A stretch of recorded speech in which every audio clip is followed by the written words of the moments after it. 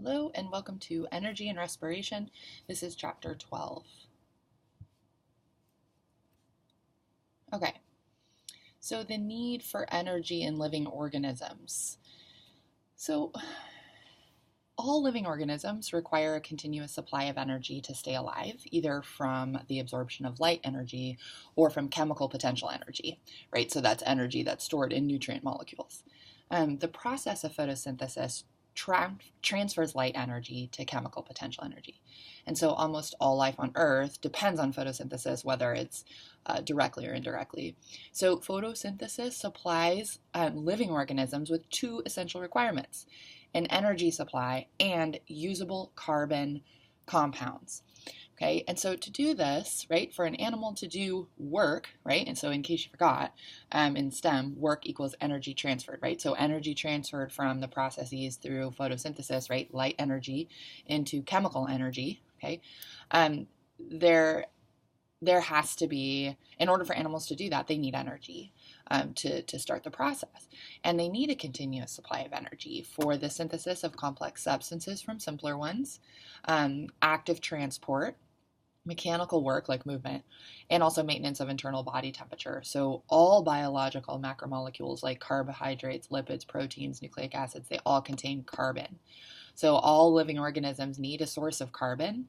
So when you think of the synthesis of complex substances from simpler ones, like the anabolic reactions like DNA replication and protein synthesis, all of those need carbon and they need energy to occur.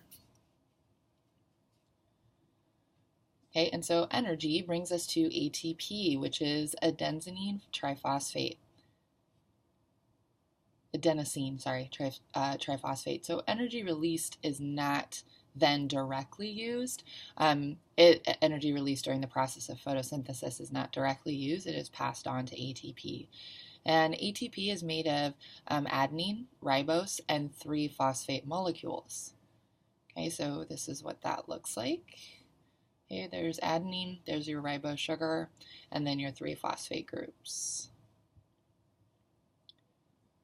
Okay, so when a phosphate group is removed from ATP, ADB is formed, and energy is released. So it's only ATP with those 3 phosphates, right? The triphosphate.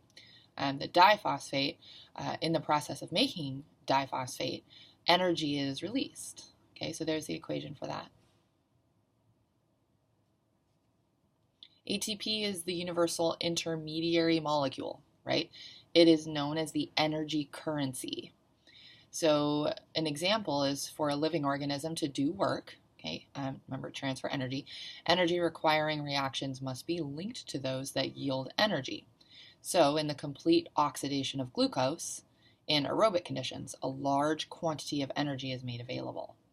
And you can see there that's in that chemical equation, that's 2,870 kilojoules just from the oxidation of glucose.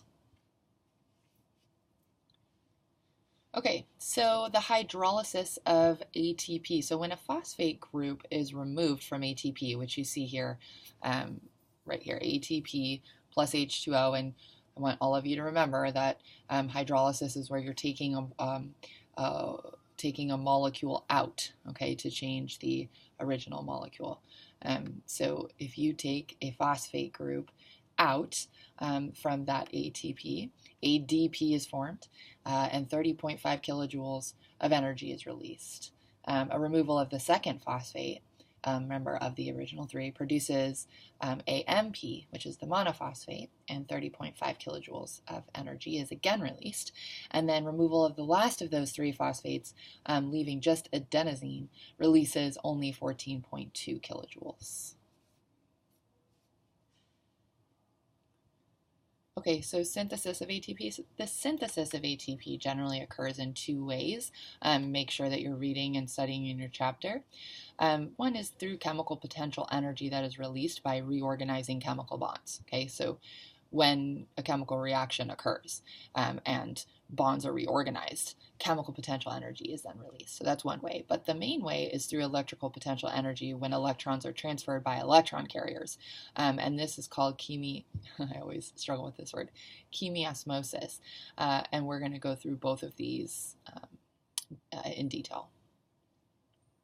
Okay, respiration. So the first organic molecules are broken down to release energy to make ATP. So that's what we were talking about, those biological macromolecules, carbohydrates, lipids, proteins, etc. So these are organic molecules, and they're broken down to release the energy to make ATP. And there's two types that do that, two types of processes that do this. So in aerobic respiration, so remember, aerobic respiration is respiration that occurs in the presence of oxygen. And there are 4 stages to this. And remember, this is to release energy to make ATP through aerobic respiration. There are 4 stages: glycolysis, link reaction, Krebs cycle, and oxidative phosphorylation. And the second is anaerobic respiration, which is in the absence of oxygen. Okay, both start with glycolysis, so that's where we're going to start. Okay, so the glycolytic pathway. So this is a wonderful image from your book that's showing the sequence of events in respiration.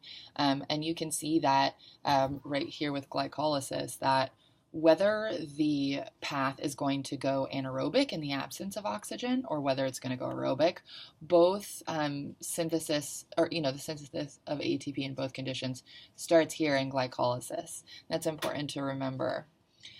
Glucose breakdown is broken down into those 4 stages. So you can see it here. So if we're looking at anaerobic, it's glycolysis, the link reaction, the Krebs cycle, and then the oxidative phosphorylation. Okay, so let's go into a little bit more detail into the glycolytic pathway. Glycolysis, if you think about the word, glycolysis is the splitting or the lysis of glucose. Okay, and we know that you get energy from doing this. Okay, so it's a multi-step process in which a glucose molecule with 6 carbon atoms, right, is eventually split into 2 molecules of pyruvate, each with 3 carbon atoms. So energy from ATP is needed in the first steps, but energy is then released in later steps where it can be used to make ATP. So in the first stage here, and you can see it right here, okay, in phosphorylation. So glucose is phosphorylated using ATP. So this is where energy is needed. Glucose is energy rich, but it does not react easily. It's very stable. So to tap that bond energy of glucose, energy must first be used to make the reaction easier. 2 ATP molecules are used for each molecule of glucose to make, first, glucose phosphate, okay, which you see here, then fructose phosphate, okay, then fructose biphosphate, which breaks down to produce 2 molecules of triose phosphate, okay? So if you're thinking about it, just, you have to memorize this entire model. So if you think about it, glucose is phosphorylated, okay? The 2 ATP molecules are used for each molecule of glucose to make the glucose phosphate, the fructose, right? And we know that glucose, as you take away carbons, changes from glucose to fructose and as it goes down, okay? So then hydrogen is then removed from triose phosphate and transferred to the carrier molecule NAD, which you see here, okay? 2 molecules of reduced NAD are produced for each molecule of glucose entering glycolysis, and the hydrogens carried by reduced NAD can easily be transferred to other molecules and are used in the oxidative phosphorylation to generate ATP. So the end product of glycolysis, pyruvate, still contains a great deal of chemical potential energy. When free oxygen is available, some of that can be released via the Krebs cycle and oxidative phosphorylation. Okay, so again, you have to memorize this whole thing. So the phosphorylation of glucose using ATP, this occurs in the cytoplasm, and again, you're splitting that hexose into the phosphate, the fructose phosphate, and then splitting it again into the fructose biphosphate, and then into 2 molecules of triose phosphate, okay, removing ATP along the way, including 2 hydrogen atoms, where you end with 2 molecules of pyruvate. Okay, and it's really important to see that these are oxidized. These are then oxidized, releasing the ATP and reducing the NAD. Okay, all right. So the structure of NAD. So you do not have to memorize the structure of this molecule for Cambridge, but you may like to compare it with units that make up DNA and RNA. You can see that they both have the adenine and the ribose and the phosphate groups. They're similar in structure to a lot of the other molecules that we're working with. Okay, link reaction. Okay, so this occurs when oxygen is available. So again, this is in the aerobic um, respiration. So pyruvate enters the mitochondrion by active transport. It is decarboxylated. In other words, the carbon is removed. Dehydrogenated, meaning that hydrogen is removed, and as a result of this, CO2 is formed and NAD is reduced. So let's look at this. Okay, again, you have to be able to draw this model, okay? So pyruvate passes by active transport from the cytoplasm where glycolysis occurred through the outer and inner membranes of the mitochondrion and into the mitochondrial matrix, okay? Here, it is decarboxylated, so that means that carbon dioxide is removed. It is dehydrogenated, meaning that hydrogen is removed, and it's combined with coenzyme A, CoA, to give acetyl coenzyme A. This is a really important part of this reaction. This is known as the link reaction. The coenzyme A is a complex molecule that's composed of a nucleoside, which is the adenine plus the ribose, with a vitamin. And the most important thing about it is that this coenzyme A, it's a complex molecule, it acts as a carrier of acetyl groups into the Krebs cycle. Okay, so that's why it's called the link reaction. Okay, you see it working here. And in the end, you get this coenzyme A complex, okay, that acts as a carrier of the acetyl groups to the Krebs cycle. Okay, the hydrogen is removed from the pyruvate and transferred to NAD, and now that we have that coenzyme A, we are ready to enter the Krebs cycle. Okay, so here we have the Krebs cycle, and again, this is a model that you need to fully understand. And you know, it's nice because it is a Krebs cycle, and it does make sense. We go from 6 carbons to 4 carbons in these enzyme-controlled reactions. So let's go through the process. So the Krebs cycle is sometimes also called the citric acid cycle or the tricarboxylic acid cycle. It's a closed pathway of enzyme-controlled reactions, which is why this CoA is so important. Okay, so the acetyl coenzyme A combines with 4 carbon compounds, oxaloacetate, to form a 6-carbon citrate. Okay, so that's what we see here. Okay, this acetyl coenzyme A comes down from the link reaction, combines with a 4-carbon compound, forms the 6-carbon compound citrate. Okay, so we start with 6 carbons here. Then, as it moves down, it releases CO2 as waste. Okay, so the citrate is decarboxylated and dehydrogenated. So those are vocabulary words you need to be using in your description of the Krebs cycle. And this happens in a series of steps to yield carbon dioxide given off as a waste gas. And then the hydrogens are accepted by the carriers of the NAD and the FAD. Okay, seeing here. So the oxaloacetate is regenerated to combine with another acetyl coenzyme A. And then for each turn of this cycle, 2 carbon dioxide molecules are produced, 1 FAD and 3 NAD molecules are reduced, and 1 ATP molecule is generated via an intermediate compound. So that's all the way at the end here. So although part of aerobic respiration, the reactions of the Krebs cycle make no use of molecular oxygen, but it's still necessary for the final stage of aerobic respiration, which is called oxidative phosphorylation. So the most important contribution of the Krebs cycle to the cell's energetics is the release of those hydrogens, which will then be used in oxidative phosphorylation to provide energy to make ATP. And so if you look along this pathway, you see that citrate starts out with those 6 carbons, comes down, CO2 is emitted as gas. This NAD is reduced, leaving 5 carbons. CO2 is emitted as gas. This NAD is again reduced, leaving 4 carbons, right? And so on and so forth. Okay, so again, the most important contribution of this whole cycle are the hydrogens that are being released, which are then used in the oxidative phosphorylation, which provides more energy to make ATP than is made in the actual Krebs cycle itself. So the reduced NAD and reduced FAD are passed to the electron transport chain, right? So after we get through this whole process, the reduced NAD and FAD are passed to the electron transport chain. And here the hydrogens are removed from the 2 hydrogen carriers, and each is split into its constituent proton and electron. The energetic electron is transferred to the first of a series of electron carriers. Okay. So to finish Krebs cycle, it's a closed pathway of enzyme-controlled reactions. It occurs in the matrix of the mitochondria. The acetyl-CoA enters the cycle, which at that point only has 2 carbons, and joins with the 4-carbon compound to make 6, which then goes through a series of reductions to show how the 6-carbon citrate goes back to the 4-carbon oxaloacetate. And these steps include more decarboxylation and dehydrogenation. Okay. So again, the reduced NAD and the reduced FAD here are passed through the electron transport chain.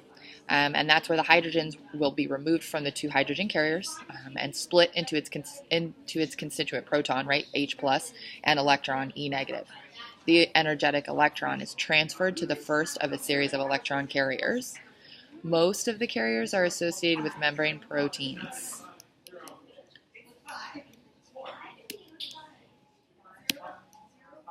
Okay, so this brings us to the oxidative phosphorylation and electron transport chain. So in the final stage of aerobic respiration, oxidative phosphorylation, the energy for the phosphorylation of ADP to ATP comes from the activity of the electron transport chain.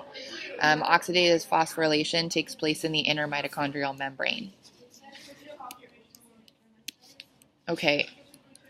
So as an electron moves from one carrier at a high energy level to another one at a lower energy level, energy is released, and that's the whole idea behind the electron transfer chain. Some of the energy is used to move protons from the matrix, where the phosphorylation happens, to the mitochondrion, into the space between the inner and outer membranes of the mitochondrion.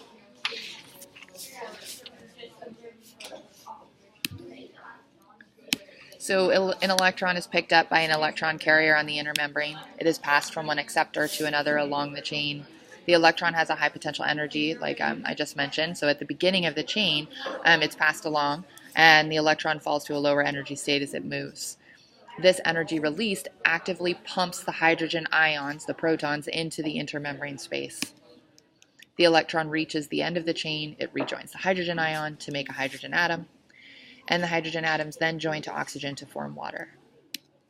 Okay, so this is what we're seeing here, and again, this is another thing that you have to memorize, okay? So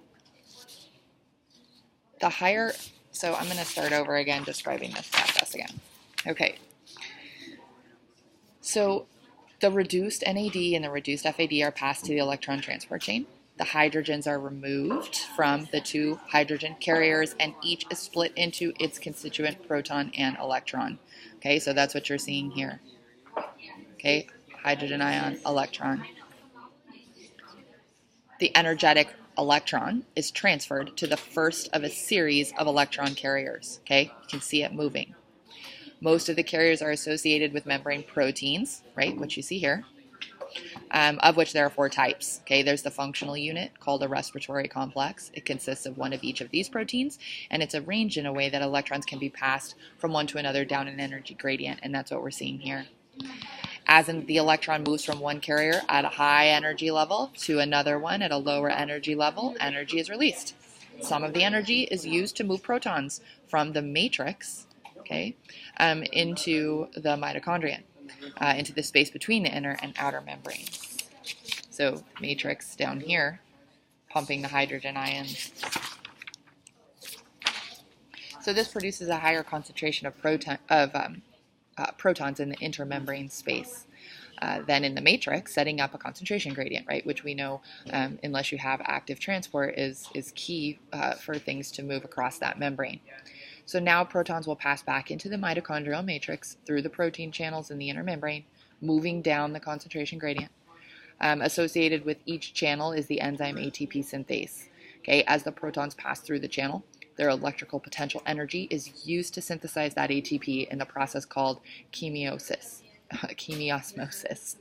Finally, oxygen has a role to play as the final electron acceptor. In the mitochondrial matrix, an electron and a proton are transferred to oxygen, which reduces it to water.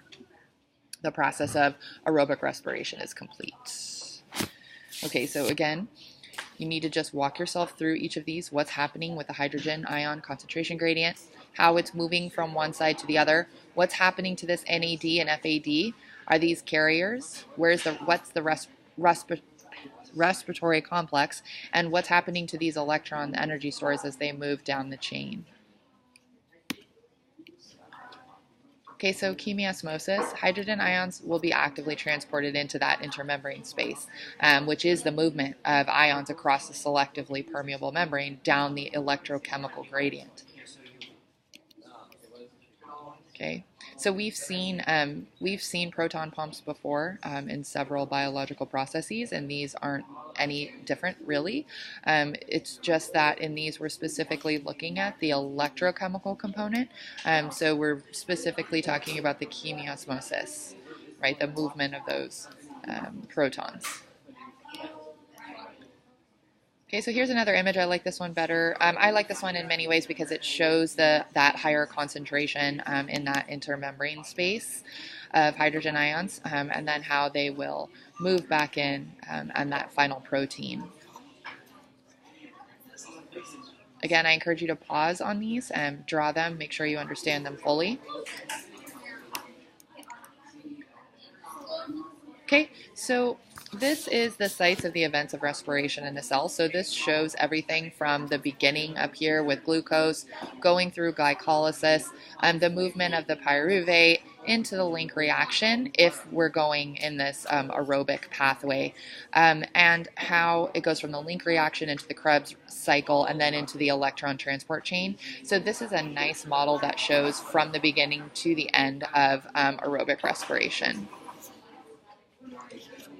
Again, this is just another good model that kind of sums up. It's called a balance sheet of the ATP use in synthesis. So where ATP is needed, and then where it's synthesized for each molecule of glucose that's entering into respiration. Make sure you're really looking at this. And you can see which cycles yield the most energy. Okay, so as usual, it's very important to understand mitochondrial structure and function as related to the work that it's doing. So the cristae give the inner membrane a large total surface, and the mitochondria from active cells have longer, more densely packed cristae than mitochondria from less active cells. The outer membrane is permeable to small molecules, whereas the inner membrane is less permeable. The inner membrane is studded with these tiny spheres that are the ATP synthase enzymes, which is pretty cool because the inner membrane is the site of electrons transport chain, and it contains the proteins that are necessary for that to happen.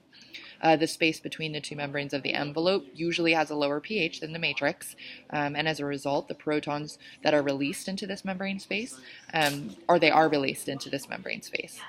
The matrix of the mitochondrion is the site of the link reaction, right? As well as the Krebs cycle, and it contains the enzymes needed for those reactions. It also contains small ribosomes and several identical copies of looped mitochondrial DNA. So ATP is formed in the matrix by the activity of the ATP synthase on the cristae.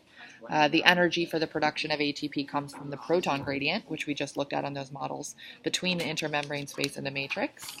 The ATP can be used for all the energy requiring reactions of the cell, both inside and outside the mitochondria.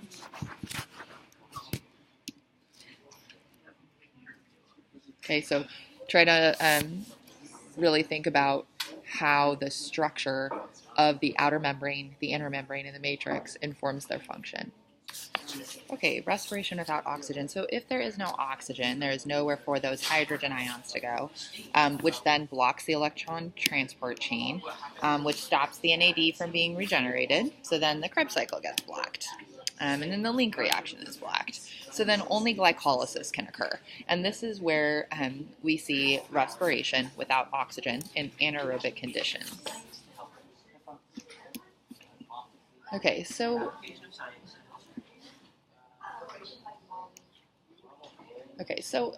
when free oxygen is not present, hydrogen cannot be disposed of by that combination with oxygen. So the electron transfer chain therefore stops working. Again, no further ATP is formed. So if a cell is to gain even the 2 ATP molecules for each glucose that's yielded through the glycolysis process, it's essential to pass on those hydrogens from the molecules of the reduced NAD that are made in glycolysis. So there are two different anaerobic pathways that solve the problem of dumping this hydrogen. Both pathways take place in the cytoplasm of the cell. Okay, so in plants, in yeast, the end product is ethanol and carbon dioxide. Okay, and here's the chemical equation for that. Okay, so in some microorganisms and in mammalian muscles, when deprived of oxygen, pyruvate will act as that hydrogen acceptor and is then converted to lactate by the enzyme lactate dehydrogenase. Okay, and again, the NAD is released. This allows glycolysis to continue in aerobic conditions. And this pathway, known as lactic fermentation, is shown here. Okay, figure 12.16. This pathway this pathway happens in many microorganisms, but this is what happens in our muscles. Okay, but down here, like in yeast, for example, and in some other plant tissues, the hydrogen from that reduced NAD is passed to ethanol. This releases the NAD and allows glycolysis to continue. The pathway is shown here, but first pyruvate is decarboxylated to ethanol. Then the ethanol is reduced to ethanol. Okay, so ethanol with an AL is reduced to ethanol with an OL. You can see that here. Okay. The conversion of glucose to ethanol is referred to as alcoholic fermentation. So again, these two models are essential to understand. So these anaerobic reactions, really essentially, they're just buying time. They allow the continued production of at least some ATP, even though oxygen is not available as the hydrogen acceptor. However, as the products of anaerobic reaction, ethanol or lactate, they can be toxic in high amounts, so the reactions cannot continue indefinitely. The pathway leading to ethanol cannot be reversed, and the remaining chemical potential energy of ethanol is wasted.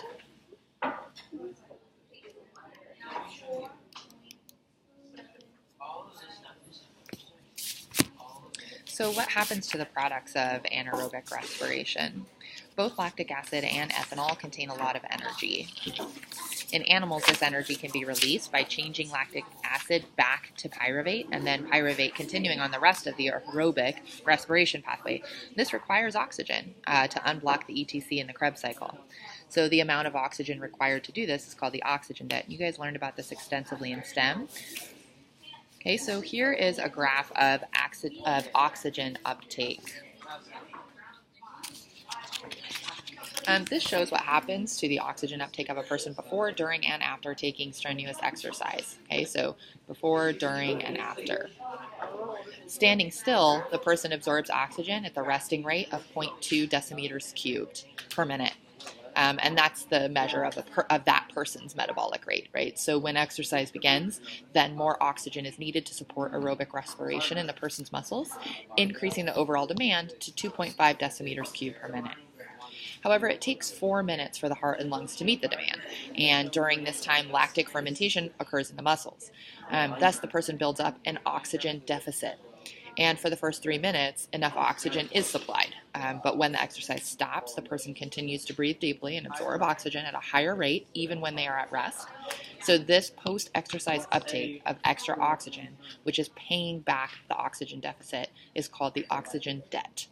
The oxygen is needed for the conversion of lactate to glycogen in the liver, reoxygenation of hemoglobin in the blood, and a high metabolic rate, as many organs are operating at above resting levels. So make sure you understand this graph. Okay, so this brings us to the idea of respiratory substrates. So although glucose is the essential respiratory substrate, right, it's the main one that we use for most cells, like neurons in the brain, red blood cells, lymphocytes, etc., to oxidize lipids and amino acids. When lipids are respired, carbon atoms are removed in pairs as acetyl coenzyme A, which we saw from the fatty acid chains fed into the Krebs cycle. The carbon-hydrogen skeletons of amino acids are converted into pyruvate or into acetyl coenzyme A. Energy values of respiratory substrates vary. So the idea is that while glycogen is the primary respiratory substrate, you can also, or not you, but proteins and lipids can also be broken down to gain energy from them.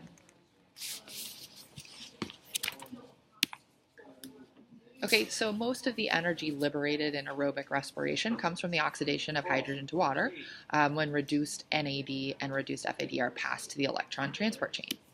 So the greater the number of hydrogens in the structure of the substrate molecule, the greater the energy value, right? So fatty acids have more hydrogens per molecule than carbohydrates do. So lipids have a greater energy value per unit mass, or any energy density, than carbohydrates or proteins. The energy value of a substrate is determined by burning a known mass of the substance in oxygen in a calorimeter. Okay. So this leads us to the respiratory quotient, which is calculated from the ratio RQ equals CO2 that's been eliminated divided by the consumed oxygen. The range of respiratory coefficients for organisms in metabolic balance usually ranges from 1, okay, to 0.7. So you can see this here. Please look in your book. There's a lot of excellent examples here as well. Okay, so you see respired O2 over CO2 over O2. Okay, so this is for carbohydrates. The value of RQ is equal to 1 if the carbohydrates are the respiratory substrates being used during aerobic respiration. Okay, and then here it is for fats. When the respiratory substrate is fat, the RQ is about 0.7. And fats contain less oxygen than carbohydrates, so they require more oxygen for oxidation. So even though they have more hydrogens, they have less oxygens, which are needed to oxidize those NADs and FADs, right? So that's why glucose is still the ideal substrate in respiration. So in anaerobic respiration, the RQ is, the value is infinity during anaerobic respiration because CO2 is produced, but O2 is not being used. Okay, so take some time to look through measuring this RQ. This is one of the purple boxes in your chapter that you need to be able to understand the apparatus and the basic functioning of these. Okay, this is box 12.1. Okay, so that's it for energy and respiration. I know that was a lot of information. This chapter is super tough. It's going to take you understanding each of the models and how all of the information in that relevant section plugs into those models. So in class, I will be asking you to draw these models one by one until we get through the whole thing. And we're going to do it. Okay, talk to you later.